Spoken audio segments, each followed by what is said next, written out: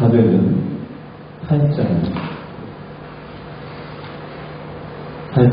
4절부터 25절까지 조금 긴 부분이지만 우리 함께 한 절씩 교독하시겠습니다. 사도행전 8장 4절부터 25절까지입니다. 제가 먼저 4절 읽겠습니다. 8장 4절. 그 흩어진 사람들이 부르짖으며 복음의 말씀을 전하시되 빌립이 사마리아 성에 내려가 그리스도를 백성에게 전하나니 우리가 빌립의 말을 듣고 행하는 표적을 보고 한 마음으로 그가 하는 말을 따르다.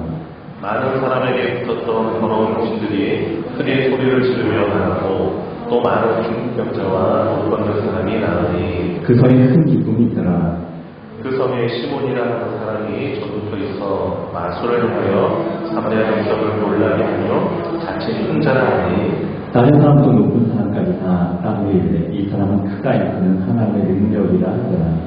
오랫동안 그 마술에 놀라서도 그들이 따르더니 빌립이 하나님 나라와 및 예수 그리스도의 이름에 향하여 전도함을 그들이 믿고 남녀가 다 세례를 받으니 시몬도 믿고 세례를 받은 후에 전심으로 빌립을 따라다니며 그 나타나는 표적과 큰 능력을 보고 놀라니라. 예루살렘에 있는 사도들이 사마리아에도 하나님의 말씀을 받았다함을 듣고 베드로와 요한을 보내매 그들이 내려가서 그들을 위하여 성령 받기를 기도하니 이는 아직 한 사람에게도 성령 내리신 일이 없고 오직 주 예수의 이름으로 세례를 받을 뿐이더라. 예수 사도가 그들에게 안수함에 성령을 받는지라. 시몬이 사도들의 안수 성령 받는 것을 보고 돈을 들여 이르되 이 권능을 내게도 주어 누구든지 내가 안수하는 사람은 성령을 받게 하여 주소서 하니 베드로가 이르되 내가 하나님의 선물을 돈 주고 살 줄로 생각하였으니 내 은과 함께 내가 망할지어다. 하나님 앞에서 내 마음이 가지 못하니 이 도에 너희가 관계도 없고 분길 될 것도 없느니라. 그러므로 너의 이 악함을 회개하고 주께 기도하고 마음에 품은 것을 사하여 주시리라. 내가 보기로는 악독이 가득하며 우리의 죄가 적다. 시몬이 대답하여 이르되 나를 위하여 주께 기도하여 말하는 것이 하나도 내게 임하지 않게 하느니라. 그 사도가 주의 말씀을 전하여 말하고 예루살렘으로 돌아갈 때 사마리아에 마음으로 복음을 전하니라. 아멘. 오순절날 성령이 아주 강하게 임합니다. 그래서 오순절 성령이 임한 이후에 하나님의 복음, 예수 그리스도의 복음이 힘차게 퍼져나가요. 그래서 예루살렘과 온 유대와 드디어 이제 어디까지 오게 되냐면 사마리아까지 오게 됩니다. 예수님께서 승천하시면서 하신 말씀이 너희가 성령이 너희에게 임하면 너희가 권능을 받고 예루살렘과 온 유대와 사마리아와 땅끝까지 이르러 내 증인이 되리라 이렇게 말씀하셨는데 유대를 넘어서 이제 사마리아 지역까지 이제 복음이 전파되어지는 내용이 오늘 본문입니다. 그리고 이제 9장 10장에 보면은 이제 10장에 가면 이방인에게 세계로까지 복음이 전파되어지는 이제 그런 내용들이 나오게 되는데요. 핍박을 또 예루살렘에 커다란 핍박이 있었거든요. 거기서 스데반 집사님도 죽습니다. 그 핍박을 피해서 사람들이 여기저기 흩어졌어요. 빌립 집사가 간 곳이 바로 사마리아 지역입니다. 빌립 집사가 사마리아 지역으로 들어가서 거기서 예수 그리스도를 전파합니다. 그리스도를 전파하는 가운데 귀신들이 쫓겨나가고 중풍병자가 그리고 못 걷는 자가 일어나는 그런 치유의 역사가 그 현장에 나타납니다. 그래서 사람들이 빌립이 하는 말을 듣고 그리고 그가 행한 표적도 보면서 이제 그가 전하는 말을 따르기 시작합니다. 빌립이 전하는 것은 다른 것이 아니라 그리스도였습니다. 그리고 치유 역사가 일어났다는 것은 뭐냐면 하나님의 나라가 그 지역에 임했다라는 거거든요. 마태복음 10장 28절에 이렇게 말씀합니다. 그러나 내가 하나님의 성령을 힘입어 귀신을 쫓아내는 것이면 하나님의 나라가 이미 너희에게 임하였느니라. 그러니까 이런 기적들이 나타났다는 것은 하나님의 나라가 그곳에 임하였다는 거예요. 그래서 사마리아 지역에 그리스도가 전파되어지고 하나님의 나라가 임하자 그 큰 성에 무엇이 가득했다라고 말합니까? 기쁨이 가득합니다. 기쁨이 있더라라고 8절에 말씀합니다. 그 성에 기쁨이 넘칩니다. 그리스도가 전파되어지고 하나님의 나라가 임하자 기쁨이 넘칩니다. 그런데 이런 역사가 일어나는 가운데 방해의 역사도 있습니다. 오래전부터 그 지역에 시몬이라는 자가 살고 있었습니다. 그는 마술사였어요. 그래서 보통 마구스 시몬이라고 이야기를 하는데 마술사였습니다. 사람들이 이 시몬을 따르면서 이렇게 말합니다. 이 사람은 신의 능력을 소유한 대단한 자다라고 그렇게 막 칭송을 했어요. 그리고 자기 스스로도 나는 큰 자다라고 이렇게 떠벌리고 다녔던 그런 자입니다. 신비한 능력을 행했던 것으로 보여지는데 그저 눈속임 트릭으로 사람을 속이는 정도가 아닌 것 같아요. 악한 영의 그런 역사로 기적이 있었던 것으로 보여집니다. 그런데 빌립 집사가 이 복음을 전하는 가운데 진짜 하나님의 능력이 나타나고 사람들이 믿고 세례를 받자 시몬도 믿고 세례를 받아요. 시몬도, 이 마술사 시몬도 믿고 세례를 받는데, 근데 잠시 후면 이제 알겠지만 그의 믿음이 온전치 못한, 바르지 못한 믿음이라는 것이 금방 이제 드러나게 됩니다. 이 사마리아 지역에 하나님의 말씀이 전해지고 그리고 믿는 자들이 생겨났다는 소식이 예루살렘에 있는 사도들은 예수님의 12제자를 사도라고 말합니다. 이 사도들에게까지 들려집니다. 사마리아 지역이 복음이 전해졌다. 그리고 예수 믿는 자들이 생겼다. 그러니까 이제 베드로하고 요한이 그 지역으로 갑니다. 그 지역에 가서 그 사람들을 격려하기 위해서 그 지역에 갑니다. 사마리아 지역에 가서 이제 사람들을 위해서 성령 받기를 기도하자 성령이 그 가운데 능력으로 또다시 임해요. 오순절날 성령이 임했던 것처럼 성령이 임하는데 아마 어떤 현상들이 있었던 것 같아요. 성령이 임하는 뚜렷한 현상들이 있었던 것 같은데 성경 본문은 그것을 자세히 보여주지는 않습니다. 말씀하고 있지는 않지만 성령의 어떤 역사들이 있었던 것으로 보여집니다. 왜냐하면 이 시몬이 그것을 보았어요. 어떤 성령의 능력이 임하는 것을 이 마술사 시몬이 본 거예요. 그리고 사도들에게 이렇게 요청합니다. 당신들이 행하는 권능을 얻고 싶습니다. 얼마면 되겠습니까? 부르는 대로 드리겠습니다. 이렇게 얘기하는 거예요. 18절, 19절이 그 내용이에요. 시몬이 사도들의 안수로 성령 받는 것을 보고 돈을 들여 이르되 이 권능을 내게도 주어 누구든지 내가 안수하는 사람은 성령을 받게 하여 주소서. 이렇게 얘기해요. 그러자 베드로가 호통을 칩니다. 당신은 돈과 함께 망할 것이 하나님의 선물을 돈으로 사려고 하다니.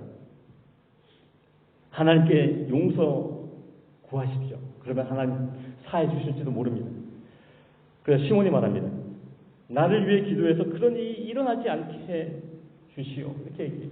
사실 본인이 회개하고 본인이 기도해야 되는, 본인이 회개해야 되는 거잖아요. 근데 사도들에게 그런 부탁을 해요. 그래서 더 이상 그 이야기가 진행이 되지 않습니다. 이야기는 거기서 끝나요. 끝나고 그 말을 끝으로 베드로와 요한은 다시금 예루살렘으로 돌아가요. 빌립 집사에 의해서 사마리아의 복음이 전해지고 그 과정에서 시몬이라는 자가 성령의 권능을 돈으로 사려고 하는 이 본문의 이야기를 통해서 우리가 발견할 수 있는 귀한 메시지가 있습니다. 첫째는 하나님이 나를 돌아보셨음을 깨달을 때 기뻐할 수 있어요. 하나님이 나를 돌아보셨음을 내가 깨달을 때. 8절에 보면 사마리아의 성에 큰 기쁨이 있었다고 말씀하고 있습니다.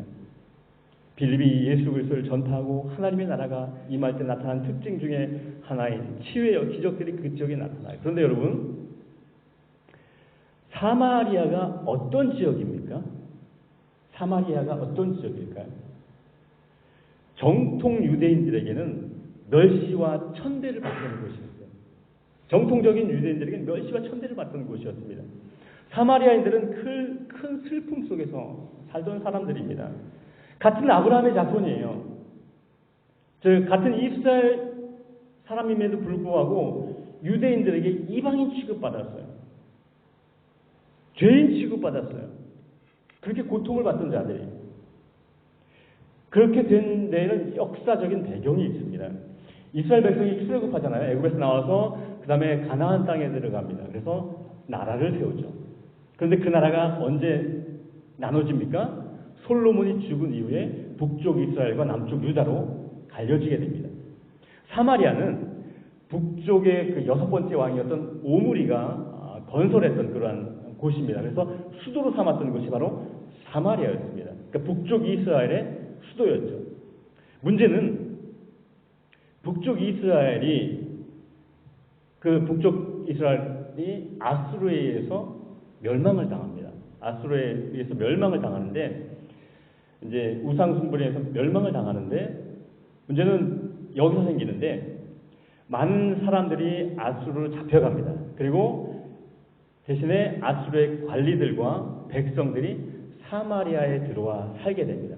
그리고 그들의 정책상 혼혈 정책을 펼쳐요. 그래서 잡혼이 이루어집니다. 그러니까 이스라엘 민족끼리 결혼하는 것이 아니라 이방인과 이스라엘 민족이 결혼하고, 그렇게 순수한 혈통이 이제 없어진 거예요. 피가 섞이기 시작하는 거예요. 그 이스라엘 혈통의 순수성을 잃어버리고 신앙의 그러한 순수함마저 신앙 역시 변질되어 버립니다. 게다가 나중에 유다도 바벨론에 멸망당하는데, 바벨론에 멸망당했다 나중에 포로로 잡혀갔다가 나중에 돌아와서 예루살렘 성전을 재건할 때에 이 일을 방해하고 그 노골적으로 적대감을 드러냈던 자들이 바로 이 사마리아 지역에 살던 사람들이에요. 그러니까 이 유대인의 입장에서 볼 때는 참 괘씸한 거죠. 정통 유대인들의 입장에서 보면 순수한 혈통도 잃어버리고 피가 섞여있고 이방인들.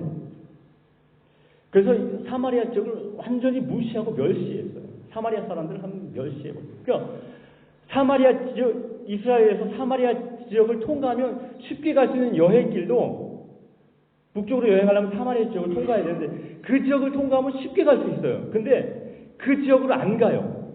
사마리아 지역을 들어가지도 않아요. 삥 돌아서 우회해서 가더라도 사마리아 지역을 통과하지 않습니다. 그렇게 사마리아 사람들을 미워하고 싫어했어요. 그렇게 외면당하고 소외당하고 버림받았던 그들에게 그리스도가 전파되어지고 하나님의 나라가 그 지역에 선포되는 거예요.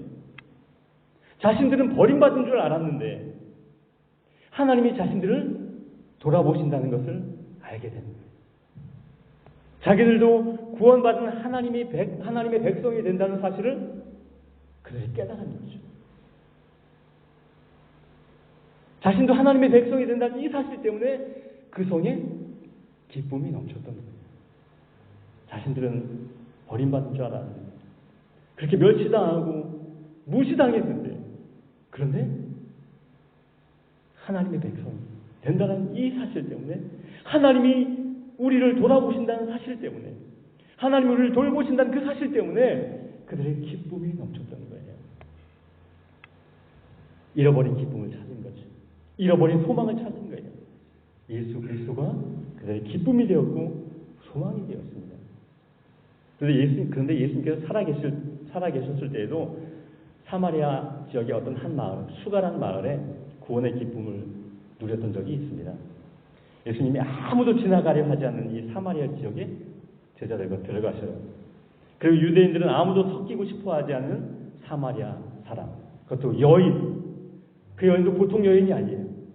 남편을 여러 번 갈아치웠던 그 여인과 예수님이 대화를 하죠. 절망과 포기 속에 살아가던 이 죄 많은 여인에게 예수님은 생수를 줍니다. 참된 기쁨을 안겨줍니다. 여러분, 그렇습니다. 하나님이 주시는 기쁨에는 차별이 없어요. 하나님의 구원에는 차별이 없습니다.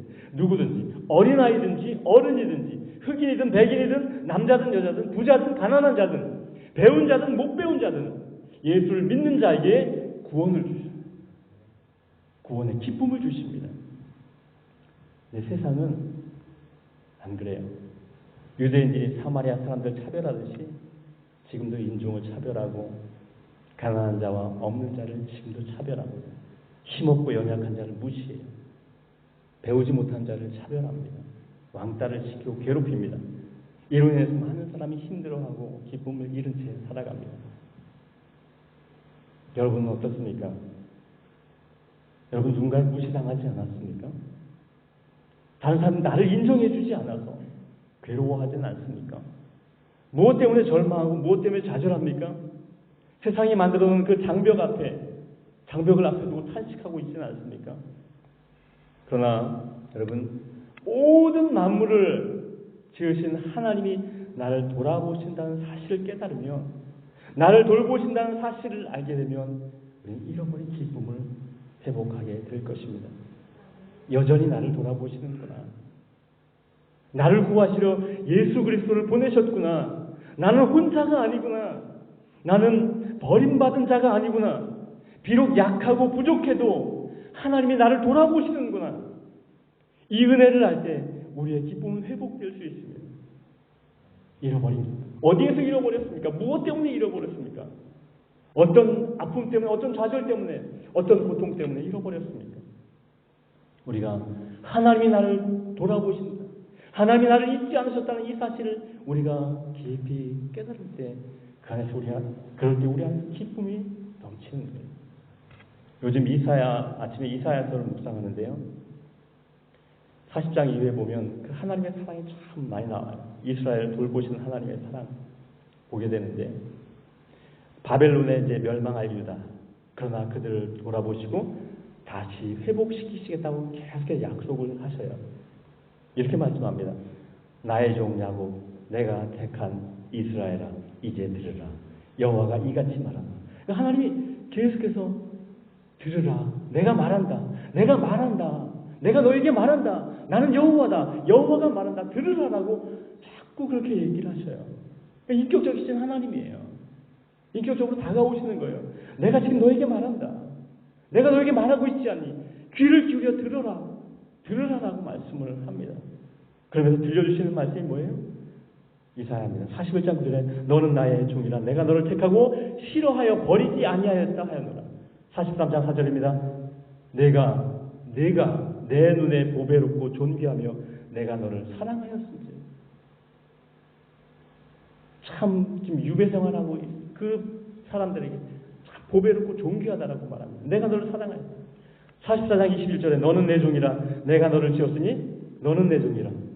이스라엘아 너는 나에게 잊혀지지 아니하리라.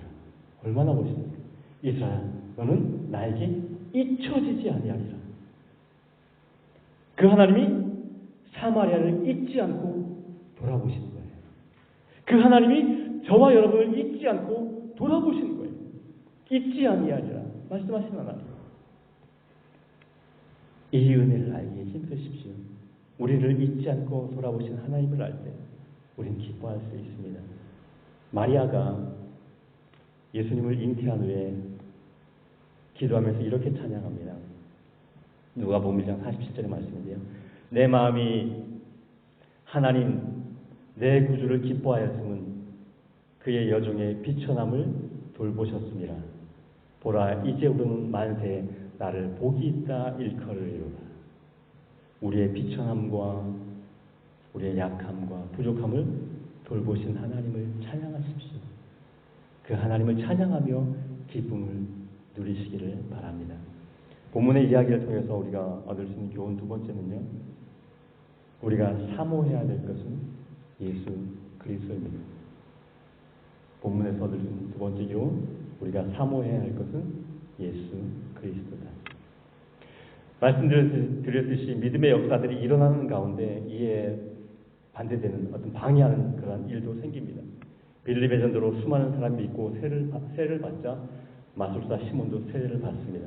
그런데 마술사 시몬에 대해서 성경 말고도 그 당시의 기록에서 시몬에 대해서 말하고 있는데요. 초대 교부 중에 한 명에서 이레네우스 주장에 따르면 그 시몬은 영지주의 이단의 창시자라고 알려져 있습니다. 물론 이것이 정확한 것이 아니지만 그가 주장하고 있는 거예요. 그리고 성경은 아니지만 외경인 베드로 행전에서는 시몬을 로마에 있는 기독교인들을 거짓된 가르침으로 타락시킨 그러한 자로 묘사하고 있어요. 누굴? 시몬을. 이런 기록들을 확증할 수는 없지만 분명한 것은 초대교회에 악한 영향을 미쳤던 인물임에는 틀림없는 인물이라는 초대교회. 좋지 않은 영향을 교회에 미쳤던 인물은 분명합니다. 많은 사람들이 그에게 미혹되고 따라다녔던 것으로 보입니다. 오늘 본문에서 그의 행동들과 그리고 베드로가 그를 향한 말을 볼 때 그의 믿음은 바른 믿음이 아니었던 것을 알 수 있습니다. 바른 믿음이 아니었어요. 돈을 주고 성령의 권능을 사려 하자 베드로가 뭐라고 말합니까? 21절에 하나님 앞에서 내 마음이 바르지 못하니 이렇게 말해요. 이 도에는 내가 관계도 없고 분기될 것도 없느니라. 23절에 내가 보니 너는 악독이 가득하여 불의에 매일마되었다. 이렇게 베드로가 책망을 해요. 모르겠어요. 처음 그가 믿고 세례를 받을 때 그 마음이 순수했던 마음이었는지 아닌지는 뭐 성경에 나오지 않으니까 모르겠어요. 설령 처음에 순수한 마음이었다 할지라도 그것이 계속되지 못했던 것을 볼 수 있습니다. 그의 믿음은 일시적이었던 거예요. 바른 믿음이 아니었던 것입니다. 그는 자신이 믿기 전에 추구했던 것을 자신이 믿기 전에 추구했던 그가 추구했던 게 뭐예요? 마술사니까 뭐 신비한 일을 행하고 기적 행하고 이런 일들을 추구했겠죠. 사람들에게 인기 얻는 것 이것들을 추구했겠죠. 그러니까 자신이 믿기 전에 추구했던 것을 이제는 기독교란 이름 하에서 행하려 하고 있다는 거예요. 사마리아 성에 큰 기쁨이 있었던 것은 말씀드렸듯이 그리스도가 전파되고 하나님 나라가 임했기 때문이에요. 거기에 나타나는 기적들은 그냥 부수적인 현상들이에요. 부수적으로 생겨난 것 뿐입니다. 그리스도가 전파되어지고 하나님의 나라가 임해도 가시적인 기적이 일어나지 않을 수도 있어요. 그렇죠? 있습니다. 이 말은 중요한 것은 기적이 아니라 예수 그리스도이고 하나님의 나라라는 거예요. 즉 믿는 자가 마음을 쏟아야 될 것은 뭐예요? 예수 그리스도입니다. 그런데 마술사 시몬은 어디에 마음을 두는 것입니까?